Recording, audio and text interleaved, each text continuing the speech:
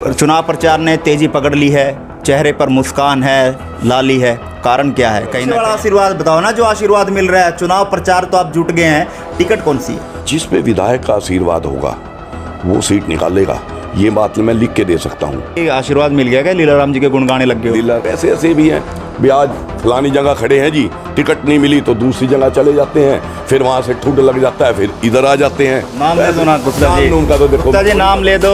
1983 की जो दोस्ती थी वो कहीं ना कहीं अब चुनावी प्रचार में आड़े बीच में आ जाएगी और वो दोस्ती कहीं ना कहीं दरार हो जाएगी। नमस्कार, मैं हूं मोहन नायक, आप देख रहे हैं कैथल टीवी। भले ही स्थानीय नगर निकाय चुनावों की डेट जो है वो चेंज हो गई हो, आगे स्थगित कर दिए गए हों, लेकिन इस समय हॉट सीट की अगर बात करें तो राम प्रताप गुप्ता जी दोबारा से हॉट सीट पर मेरे साथ हैं।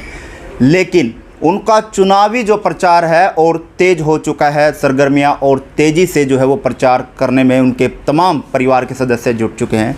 लेकिन जब मैं इनके पास पहुंचा तो उनके चेहरे पर लाली और मुस्कान बड़ी हुई थी। इस सभी चीज़ों का राज क्या है और चुनाव प्रचार जो तेज़ी पकड़ी है उसके पीछे का क्या राज है? क्योंकि विधायक लीलाराम के दरबार भी पहुंच चुके हैं, मुख्यमंत्री मनोहर लाल खट्टर के पास भी हाजिरी लग चुकी है, लेकिन उनका आशीर्वाद मिला या पंजाब में आप पार्टी का ग्राफ बढ़ा, वहां पर मुख्यमंत्री बने हैं भगवंत मान, क्या उधर से भी कोई इशारा मिला है या इनेलो की तरफ से कोई चिट्ठी इनके पास पहुंची? इन सभी विषयों पर चर्चा करेंगे क्योंकि उनके चेहरे पर लाली है और मुस्कान बढ़ी हुई है। इन बातों पर बात करेंगे।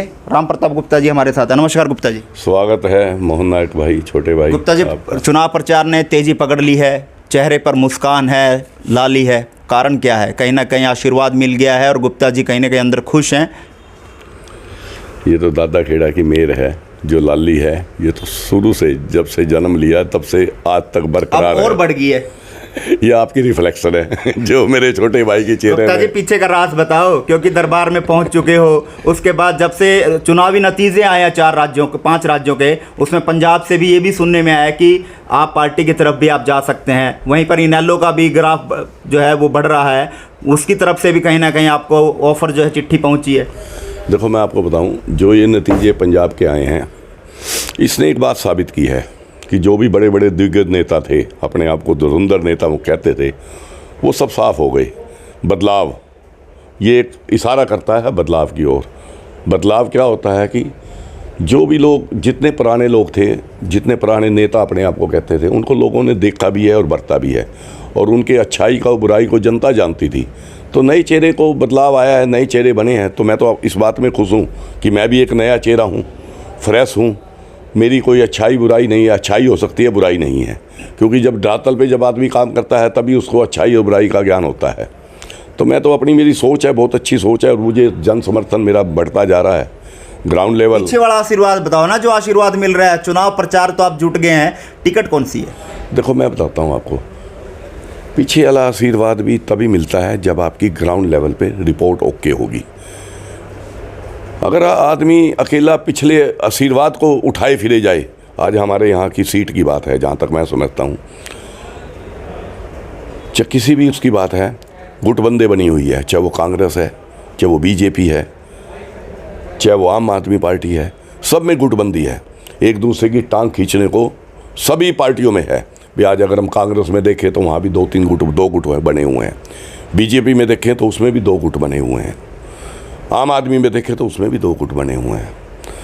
मैं एक निर्दलीय हूँ, मेरा कोई गुट ही नहीं है, इसलिए मैं सुखी हूँ कि मेरे में कोई गुटबाजी नहीं है। गुट की तलाश है मेरे को तो गुट की कोई तलाश नहीं है, मैं सच्ची बता रहा हूँ। सुनो, ये केवल जो मैं देख पा रहा हूँ, मुझे इतना ज्ञान है, गुट तो बन जाते हैं लोग जब भी टिकट के लिए प्रयास कर रहे हैं। चलो वो एक आशीर्वाद पे खड़े हैं, भी आशीर्वाद मिल जाए, भाई बीजेपी का आशीर्वाद में टिकट मिल गई जी, सीट निकल गई, नहीं निकलती।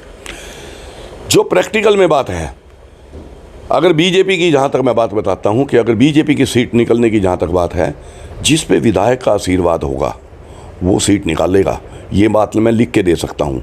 कारण है विधायक के एक इशारे पर, विधायक लोगों ने चुना है, पार्टी ने नहीं चुना। पार्टी ने एक टिकट दी, पार्टी ने टिकट पे उसको 20,000, 30,000, 40,000 मतदाता दिए, उसको टीम वर्क दी, पर उसने इलेक्शन बहुत बड़े दिग्गज नेता को हराने में उसका अपना मनोबल था, उसकी अपनी छोटे भाई राम राम, बड़े भाई राम राम, जो उसका प्यार और स्नेह था, जो लोगों के दिल में आवाज़ थी भी अगर इतने बड़े चेहरे को हरा सकता है तो लीलाराम हरा सकता है। ये ग्राउंड लेवल हमारे भाई लीलाराम जी का बहुत स्ट्रॉन्ग था। गुप्ता जी आशीर्वाद मिल गया क्या? लीलाराम जी के गुण गाने लग गए हो? लीलाराम जी तो देखो मेरा शुरू से बड़ा भाई है, कोहली टाइम से बड़ा भाई है। राजनीतिक विचारधारा अलग हो सकती है पर वो मेरा बड़ा भाई है, पिता तुल्य है। और आज से नहीं, 1983 में जब मैं था तब से आज तक है। मुख्यमंत्री की मुलाकात के बाद असर देखने को मिला लीलाराम जी के गुणगान गा रहे हो? देखो मैं आपको बताऊं, अभी तो केवल मैं किसी का आशीर्वाद की बात नहीं कर रहा, मैं तो अपने ग्राउंड लेवल की बात कर रहा हूं और वो सच्चाई बता रहा हूं कि अगर कोई आदमी, लोग उस आदमी को चेयरमैन बनाएंगे जो एक अच्छाई का चेहरा होगा, साफ सुथरा चेहरा होगा, बेदाग चेहरा होगा, दल बदल की राजनीति ना करता होगा। लोग ऐसे ऐसे भी हैं, ब्याज फलानी जगह खड़े हैं जी, टिकट नहीं मिली तो दूसरी जगह चले जाते हैं, फिर वहाँ से ठुड लग जाता है, फिर इधर आ जाते हैं। नाम ले दो ना गुप्ता जी, नाम का तो देखो गुप्ता जी नाम ले दो, विधायक का नाम ले दे, दूसरे नाम लेने में क्यों एतराज कर रहे हो? नाम ले दो। मैं तो आम आदमी की बात बता रहा हूँ, मैं किसी के प्रत्यक्ष, मेरा देखो मैं किसी पे कटाक्ष नहीं कर रहा, पर एक आम आदमी, बहुत आदमी ऐसे हैं हमारी राजनीति में कि जहाँ जिनको ठहराव ही नहीं है, और जब तक ठहराव नहीं होगा तो आदमी ऊंचाई को नहीं छूता। आपको नहीं लगता कि बीजेपी में गुट बन गया? जिलाध्यक्ष का अलग गुट है और लीलाराम जी का अलग गुट है। जिलाध्यक्ष जी सुरेश गर्ग को सपोर्ट कर रहे हैं, विधायक जी किसी और को सपोर्ट कर रहे हैं। देखो इतना तो मेरे को भी ज्ञान नहीं है कि मैं छोटा सा बंदा हूँ, मेरे को राजनीति समीकरणों का ज़्यादा नहीं पता, पर मेरे को इतना पता है कि मैं अपने ग्राउंड लेवल को मजबूत करता जा रहा हूँ। और मुझे ये पता है अगर बीजेपी में भी सीट निकलेगी तो बिना विधायक के सीट नहीं सकती, क्योंकि इसके कारण है, पिछली बार हमारे अम्बाला में सीट दे दी थी जी, विधायक नाराज था तो वो बहुत भारी मतों से हारा, क्योंकि वोट तो विधायक की है। अशोक जी भी हमारे माननीय हैं, सम्माननीय हैं, बहुत अच्छे बंदे हैं, हमारे जिलाध्यक्ष बहुत बढ़िया, हम ये नहीं कहते, पर एक बात ये समझनी पड़ेगी, चाहे वो संघ है चाहे आरएसएस है, विधायक की बिना सहमति, विधायक के बिना आशीर्वाद कोई भी कमल का फूल कैथल में नहीं खिला सकता। इस बात विधायक का आशीर्वाद है आपके साथ? विधायक मेरा बड़ा भाई है, देखो उसका आशीर्वाद। विधायक जी किस किस को आशीर्वाद देंगे? मुकेश जैन जी को वो आशीर्वाद दे रहे हैं, संजय भारद्वाज जी को वो आशीर्वाद दे रहे हैं, किस किस को आशीर्वाद देंगे? आपके साथ भी लगे हुए हैं, तो आशीर्वाद किसको मिलेगा? गुप्ता जी को मिलेगा या दो साथी और भी हैं उनको मिलेगा? आशीर्वाद तो विधायक का सभी समाज से है, छत्ती बिरादरी से। लेकिन संजय भारद्वाज के लिए कह रहे हैं कि मैं डोर टू डोर वोट मांगू, एक तरफ गुप्ता जी हैं, एक तरफ संजय भारद्वाज जी हैं। देखो बहुत अच्छी, वो भी संजय भारद्वाज भी मेरा भाई है, मेरा छोटा भाई है। अगर पार्टी की टिकट उसको मिलती है तो लीलाराम जी वोट मांगेंगे, उसके क्यों नहीं मांगेंगे? देखो वो तो पार्टी के साथ जुड़े हुए हैं, विधायक में तो हर उस आदमी के लिए सीट वो मांगेंगे, वोट मांगनी है जिसके साथ जिसने उसको इलेक्शन में साथ दिया है।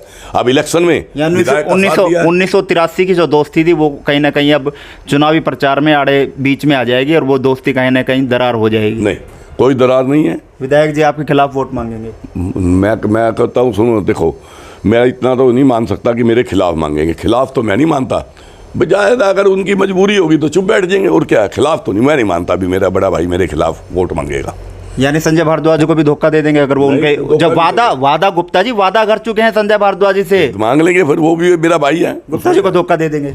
नहीं, गुप्ता जी को क्यों धोखा देंगे, संजय भारद्वाज जी को दे देंगे? नहीं, ऐसा कुछ नहीं है, धोखे वाली कोई बात, धोखा मिलेगा ना? नहीं, ऐसा देखो मैं तो निर्दलीय रूप से तैयारी कर रहा हूँ, मेरे को तो धोखा जब होता, अगर मेरे को बीजेपी की टिकट होती और लीलाराम जी मेरे से खिलाफ वोट मांगे, फिर है धोखा। तो चुनाव प्रचार में कितना आश्वस्त हैं लोगों की राय को लेकर? देखो मैंने ना लोगों का जहाँ तक मैंने देखा है ग्राउंड लेवल, मेरा कल भी प्रोग्राम था डिफेंस कॉलोनी में, 250 लोग थे और इतना बढ़िया भव्य स्वागत उन्होंने मेरा किया।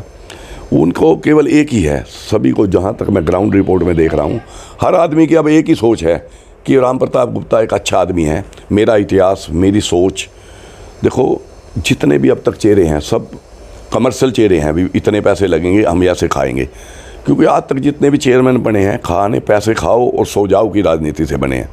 एक मैं ये कहा, राम प्रताप गुप्ता मानव सेवा परमात्मा की सेवा है, इस उद्देश्य से इस काम में आया हूँ, और अगर यही मेरा एक परम धर्म है भी मैंने सेवा करनी है। ग्राउंड जीरो पे अगर गुप्ता जी मैं आपको लेकर चलूँ ना, तो आईना मैं दिखाने का अगर आपको काम करूँ जो स्पष्ट रूप से साफ तौर पर दिखाई देगा, ब्राह्मण समाज से फिलहाल एक व्यक्ति है, अग्रवाल समाज से बहुत लोग हैं, कैसे टक्कर दे पाओगे आप दूसरे लोगों को? क्योंकि एक कम्युनिटी से अगर एक कैंडिडेट हो तो ये समझा जा सकता है कि हाँ जीत निश्चित है, लेकिन अग्रवाल समाज से बहुत ज़्यादा कैंडिडेट खड़े हैं। नहीं, ब्राह्मण समुदाय से आप किसको मानते हो? अभी तो एक ही मैदान में है। कौन? आपका चहिता। कौन? आपका चहिता, आपका चाहने वाला। नहीं, नाम बताओ। विक्की शर्मा। नहीं, ब्राह्मण समुदाय से भी 3-4 चेहरे हैं जो टिकट मांग रहे हैं।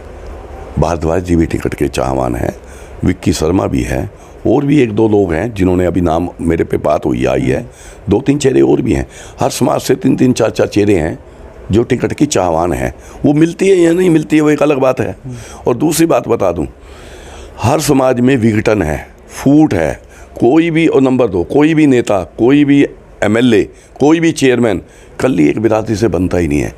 कोई एक बिरादरी भी ये नहीं कह सकती भी मेरा पूर्ण रूप से समर्थन, चाहे वो विक्की शर्मा है, चाहे वो भारद्वाज जी हैं, चाहे कोई और है। देखो हर समाज में गुटबंदी बनी हुई है। मतलब कोई निर्दलीय के साथ है, कोई मेरे साथ है, कोई बीजेपी के साथ है। आसान नहीं है गुप्ता जी, क्योंकि अब की बार अगर नगर परिषद के आंकड़ों पर अगर बात करें तो 1947 से लेकर अब तक जितने भी चेयरपर्सन बने हैं, चेयरमैन बने हैं, वो जनरल कास्ट से रहे हैं। लेकिन SC-BC मोर्चा का सिर्फ एक कैंडिडेट 1947 से लेकर अब तक राज किया है। और उस दौर में अब की बार SC-BC मोर्चा भी अपना कैंडिडेट उतारने की कगार पर है, उतारेगा। और सारा SC-BC मोर्चा, पार्टियों को अलग छोड़कर SC-BC मोर्चा अपने उम्मीदवार को जिताने की तैयारी करेगा। उसमें आप कैसे भेद पाएंगे उनके किले को? नहीं, देखो उनका भी हक है जी, हर आदमी का। देखो इस बात में मुझे कोई दुख नहीं है। देखो हर आदमी प्रयास करता है। 36 की 36 बिरादरी का तो मैं तो भाईचारा है मेरा तो मैं एक ही बात कहता हूँ, कल एक विशेष जाति से कभी कोई आदमी ऊंचाई नहीं छूता। अगर कोई भी आदमी है, अगर उसने कोई लोगों के दिलों में 36 बिरादरी में जिसकी जगह होगी, वही आदमी चेयरपर्सन बनेगा। विशेष जाति कोई किसी को चेयरपर्सन नहीं बना सकता। चलो आखिरी सवाल मेरा आपसे ये है, टिकट कौन कौन सी पार्टी से बात चल रही है और कितने सफल जो है बातचीत हो चुकी है? देखो टिकट की जहाँ तक बात है, मेरी कभी किसी से अभी कोई बात नहीं चल रही। इनेलो से चल रही है, अभय सिंह चौटाला से? नहीं, मेरी कोई किसी से बात नहीं चल रही, ये स्पष्ट रूप से बता दूं। और ना अभी टिकटों का बंटवारा होना है, क्योंकि टिकटें जब हमारा इलेक्शन डिक्लेयर होगा, आचार संहिता लगेगी, उसके बाद पार्टियां टिकट का निर्धारण करेगी। क्योंकि अभी तो बहुत कुछ ग्राफ में चेंजिंग होनी है, क्योंकि समय के हिसाब से बदलाव हो जाता है। आज कुछ हालात कुछ अलग हैं, हो सकता है 1 महीने बाद जब टिकट का देने की बात आई है तो हालात कुछ और हों। सभी पार्टियां बहुत विचार विमर्श करके ही टिकट देंगी, किसी के कहने से कुछ नहीं होता। अभी गुप्ता जी के दरबार पर अगर कांग्रेस भी पहुंचे, भाजपा भी पहुंचे, इनेलो भी पहुंचे, बसपा भी पहुंचे, आप पार्टी भी पहुंचे, कौन सी पार्टी के टिकट लेना पसंद करेंगे? मेरे अगर दरबार में तो नहीं, मेरे अगर घर, देखो दरबार तो मेरा नहीं है, छोटा सा आदमी हूँ, घर लगा लें आप। मेरे घर अगर कोई भी आएगा मैं उसको चाय पानी मान सम्मान। टिकट की बात चल रही है, टिकट कौन सी लोगे? टिकट की जहाँ तक बात है अभी कोई निर्धारण नहीं। कौन सी लोगे गुप्ता जी? 5 आपके पास पहुंच चुके हैं, टिकट कौन सी लोगे? देखो टिकट की जहाँ तक बात है, अगर टिकट की बात कोई आएगी भी तो मेरा अकेले का तो अधिकार क्षेत्र ही नहीं है टिकट लेने का। मेरे 51 संसदीय कमेटी बनी हुई है जिन्होंने मेरे को यहाँ तक पहुँचाया है, उसमें 51 मेंबर्स हैं। वो 51 मेंबर्स ही डिसाइड करेंगे कि हमें किस रास्ते पे चलना है। 5 में से किसका ग्राफ बड़ा है? ग्राफ सबका ठीक है जी, सबका ठीक है। मैं तो ये कहता हूँ मेरे लिए तो सारे 5 अंक हैं, मैं क्यों कहूँ। मैं किसी को भी, देखो मैंने तो कंट्रोवर्सी की राजनीति ही नहीं की ना। मैंने गुप्ता जी ने 5 टिकटें अभी फाइनल कर रखी हैं, मतलब गुप्ता जी की तरफ से कोई सी भी पकड़ सकते हैं। फिलहाल कंट्रोवर्सी में गुप्ता जी नहीं पढ़ना चाहते ना। देखो पता क्या है, हमारे लिए तो 5 अंक हैं जी, और हो सकता है मेरे को टिकट तो किसी एक की मिले और 4 मेरे को सहयोग करते हों, तो मेरे लिए तो 5 भाई, मेरे तो बड़े भाई हैं, पिता तुल्य हैं ये 5 पार्टियां मेरे लिए। तो लोगों से क्या अपील अंत में? लोगों से तो मैं यही कहूँगा, मेरी सच्चाई को देखते हुए, मेरे इतिहास को देखते हुए, मेरी सोच को देखते हुए, जो मैं सोचता हूँ और जो मेरी कार्यशैली है, जो मेरे में काम करने की क्षमता है, जैसे सपोज अगर उदाहरण के रूप में आप मेरा सन सिटी ही देख सकते हो कि जितना बढ़िया मैंने सन सिटी को बनाया है, चंडीगढ़ की तर्ज पे बनाया है। मैं यही प्रयास करूँगा कि मैं अपने कैथल को भी चमकाऊँ, अपना हरियाणा में नंबर 1 हमारी नगर परिषद कैथल हो। तो लोगों से यही अपील है कि मेरा ज़्यादा से ज़्यादा साथ दें। पार्टियां तो आती जाती रहती हैं, अच्छे चेहरे बहुत कम आते हैं। जैसा मैं हूँ, देसी सा बंदा हूँ, ना तो मैं राजनेता हूँ, ना मुझे गोलियां देनी आती, ना कैप्सूल खुआने आते। जो सच्चाई है वही कहता हूँ, और इस बात का वादा है सभी से, सारे कैथल वासियों से, कि राम प्रताप गुप्ता अगर नीलम रानी चेयरपर्सन बनी तो राम प्रताप गुप्ता का कार्यकाल स्वर्ण युग की तरह लिखा जाएगा। जैसे पुराने इतिहास में लिखा जाता है कि वो स्वर्ण युग था, तो वो 5 साल जो मुझे जनता प्यार और स्नेह के रूप में मुझे कार्यकाल देगी, तो उसको स्वर्ण युग कैथल का इतिहास में, स्वर्ण नगर परिसर के इतिहास में स्वर्ण युग के नाम से जाना जाएगा। इस बात का मैं वादा करता हूँ। चलिए, बहुत बहुत धन्यवाद। Thank you. और ये थे हमारे साथ राम प्रताप गुप्ता, जिन्होंने तमाम मुद्दों पर चर्चा की। लेकिन आपको बता दें कि हर हफ्ते के दूसरे दिन राम प्रताप गुप्ता को एक बड़ा धड़ा यानी बड़ा समुदाय समर्थन देता हुआ नजर आ रहा है। आज भी एक सूत्रों के हवाले से खबर है, एक बहुत बड़ा धड़ा, बहुत बड़ा एक समुदाय जो है इनको समर्थन जो है आज वो दे सकता है। लेकिन वो आने वाला समय बताएगा कि वो समुदाय कौन सा है। लेकिन शाम को हम दिखाएंगे कि वो कौन सा समुदाय है। लेकिन बड़ी चर्चाएं हैं कि राम प्रताप गुप्ता का तेज अभियान जो चुनाव प्रचार है वो काफ़ी तेज़ी से बढ़ता जा रहा है, ग्राफ बढ़ता जा रहा है।